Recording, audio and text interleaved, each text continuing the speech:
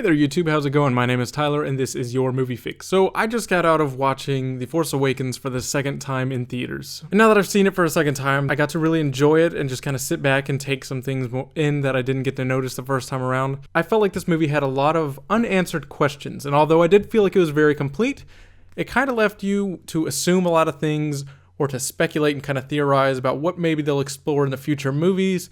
So today I want to talk about 8 of those things. Now just a disclaimer, we're going to be talking about a lot of theorizing and speculation. If you have not seen the movie, don't bother watching this because a lot of it probably won't make much sense. So the first thing I want to start off with, who the hell was Max von Sydow playing?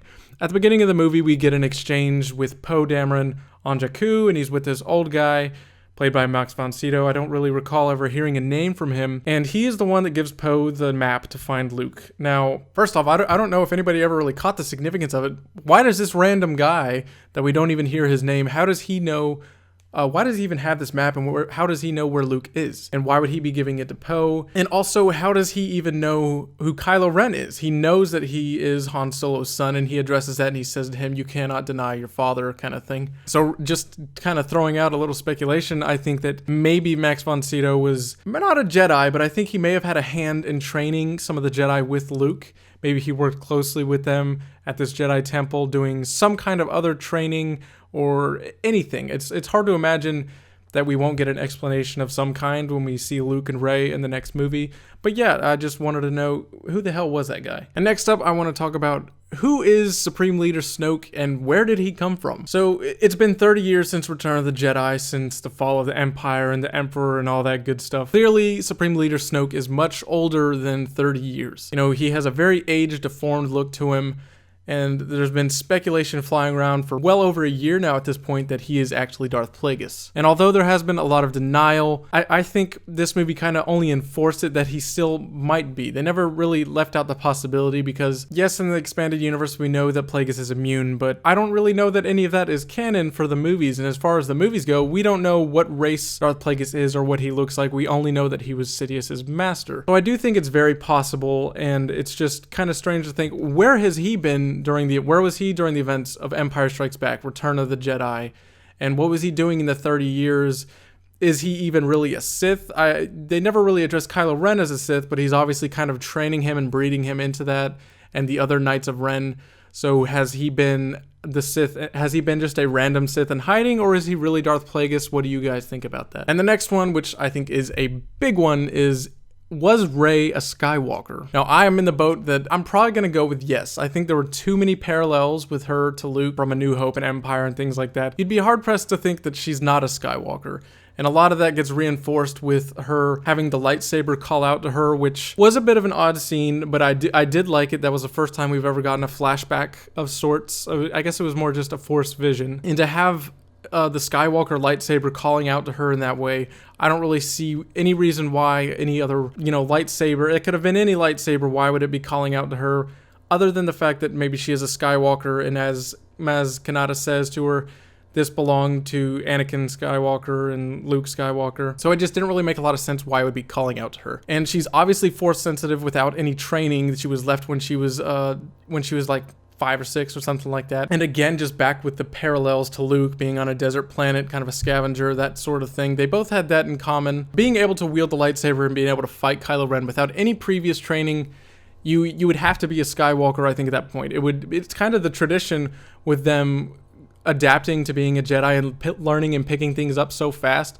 Although with Anakin, it was a little more gradual because he had to go through the Jedi Council and he actually had a master and all that stuff. But with Luke, I mean, in Empire Strikes Back, he does a little bit of training with Yoda for what seemed like a weekend, and then he goes and fights Darth Vader, and he holds his own, who was a Sith master. He stood his own with Darth Vader. So why isn't it that Rey would be able to hold her own against Kylo Ren, who is still this raw, angry, he's still young himself, and he is by no means a Sith Lord or anything like that. So I think that kind of reinforces the fact that she is a Skywalker. And also that moment when they're kind of locked in their sabers at the end of their fight, just has this realization, and that could be anything really, but it kind of felt like a Bastila Shan kind of moment for me from Knights of the Old Republic. It was almost like a battle meditation. She was kind of tapping into things, and I do believe that The Force Awakens and the title has a lot to do with her, and I think that's what it was a realization. Maybe it was something like a battle meditation, and that's why she was able to hold her own against Kylo Ren, and not only that, but she whooped his ass. So there just seems to be too much evidence that yes, she is a Skywalker. But that's just what I think. What do you guys think about that? And another one here is,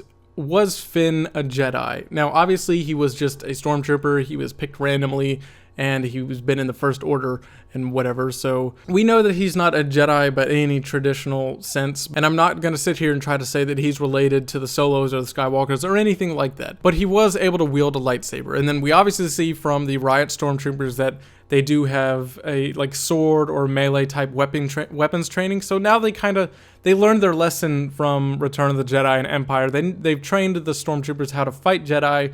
So was this just a case of Finn knew how to handle a sword-like thing? I mean, he obviously wasn't, throwing it around like Darth Maul or anything like that, but he was able to hold his own against somebody. Granted, it was a Sith who was injured and he was not really in the right state of mind. But I feel like he would maybe have to be a Jedi to stand his own with a Sith like Kylo Ren. The next thing I think the movie is kind of asking us to take a leap of faith. How did Maz Kanata get Luke's lightsaber? Now, she said that this is a story that we'll tell another time. Hopefully, that I really want that to get explored in hopefully the next movie, or maybe they'll say that for now what would be the canon in the books or in a comics would be some kind of a story. I don't really imagine it being anything short of somebody discovers it on Bespin Bennett, and by one way or another, it gets in her hands, whether she's the one that found it or somebody else got it. But I want to know, how do you guys think that she is the one that ended up with Luke's lightsaber? And another one, now that we have been introduced to the Star Killer, we get to see it working. What happened to the New Republic and the First Order? Both of them seem to come to an end. We see the Star Killer blow up the New Republic system, and at the end of the movie, Star Killer base blows up, which I imagine was pretty much going to have all the generals, all the major people, most of the troops, and that planet just goes up in flames, and we know that General Hux and presumably Kylo Ren get away. Does that mean that there is an end to the First Order now and the New Republic? Are we back to the Resistance? Will another kind of Republic form? And now that we're done with the First Order, maybe, will we see more of a Sith regime, a Sith empire starting up from Supreme Leader Snoke? I think that may be more of the case. We've seen the Empire, we've seen the soldiers.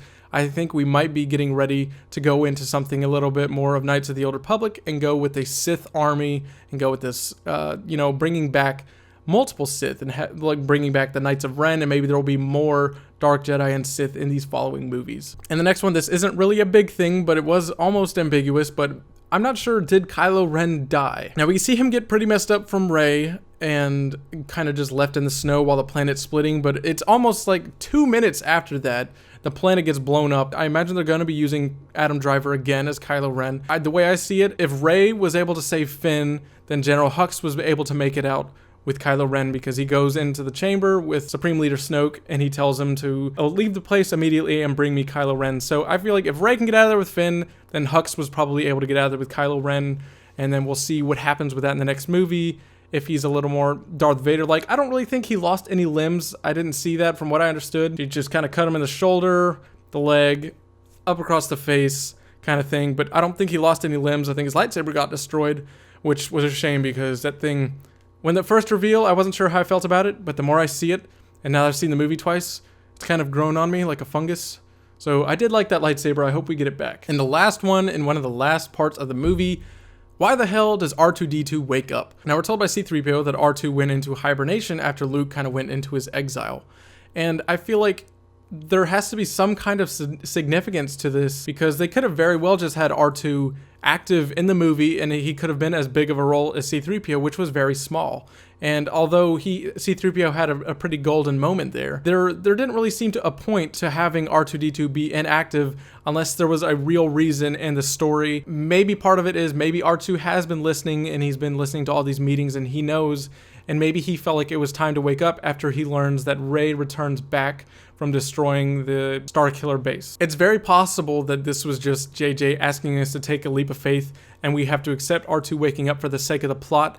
But I think Lawrence Kasdan thought this out enough, and working with Rian Johnson and Kathleen Kennedy, I think there will be a reason. I think that whole scene where we see Luke touching R2-D2, I feel like it all has to be tied back to Luke, and we will definitely be getting more of that in the next chapter in episode 8. We're going to get, I think we'll see a little bit more of R2, definitely more of Luke and Rey, and figure out what exactly is going on with their relationship, what's going on with the Jedi Order, what is going on with the Sith, who all is coming back. I cannot wait to see episode 8. If it was playing, I would have walked right out of episode 7 and gone into 8. I really enjoyed this movie, and it was fun to really talk about all this, although there were a lot of questions left over. If I really missed anything that you guys felt was unanswered in the movie, comment down below. But I want to know, what did you guys think of these things, what are these little theories, and what's going on with the movie? So that's it, guys. This has been your Movie Fix. If you want more videos like this, be sure to subscribe for more movie news, movie reviews, trailer reactions, and little editorials like this. I will see you guys on the next video.